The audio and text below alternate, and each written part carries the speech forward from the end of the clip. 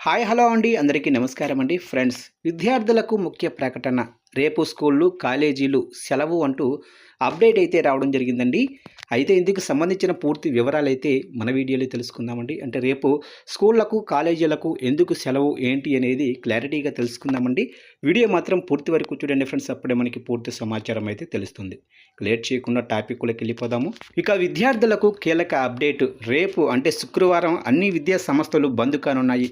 విద్యా సంఘాలు 10వ తేదీన బంద్కు పిలుపునిచ్చాయి. ప్రభుత్వ పాఠశాలల సంఖ్యను తగ్గించాలన్న ప్రయత్నాలను మానుకోవాలని విద్యాశాఖకు మంత్రిని కేటాయించడంతో సహా పలు విద్యారంగ సమస్యను పరిష్కరించాలంటూ వామపక్ష విద్యార్థి సంఘాలు ఈ బంద్కు నిర్ణయించాయి. ఇక దీంతో రేపు రాష్ట్ర వ్యాప్తంగా విద్యా సంస్థలు బంద్ చేయనున్నారు. తెలంగాణ వ్యాప్తంగా రేపు అంటే శుక్రవారం విద్యా సంస్థలు బంద్ కానున్నాయి.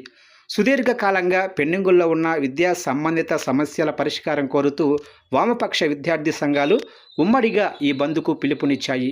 రాష్ట్రంలో ప్రభుత్వ పాఠశాలల సంఖ్యను తగ్గించాలన్న ప్రయత్నాలను మానుకోవాలని విద్యార్థి సంఘాలు డిమాండ్ చేస్తున్నాయి.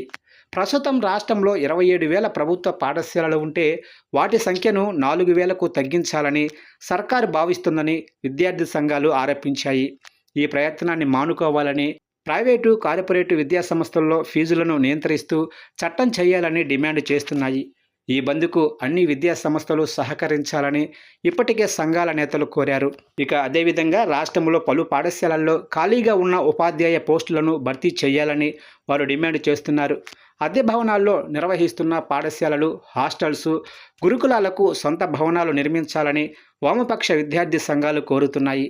ఇంటర్ కళాశాలల్లో మధ్యాహ్న భోజన పథకాన్ని తక్షణమే అమలు చేయాలని, విద్యా హక్కు చట్టం అమలు చేసి అన్ని విద్యా సంస్థల్లో పేదలకు 25% ఉచిత ప్రవేశాలు కల్పించాలని డిమాండ్ చేస్తున్నారు. అదేవిధంగా ప్రైవేటు కార్పొరేటు విద్యా సంస్థల్లో విచ్చలవిడిగా పుస్తకాలు, నోటుబుక్స్ విక్రయాన్ని అడ్డుకోవాలని ప్రభుత్వాన్ని కోరుతున్నాయి. ఆయా డిమాండ్లను పరిష్కరించాలని కోరుతూ శుక్రవారం అంటే రేపు రాష్ట్ర వ్యాప్తంగా విద్యా సంస్థల బంద్ పాటించాలని నిర్ణయించాయి.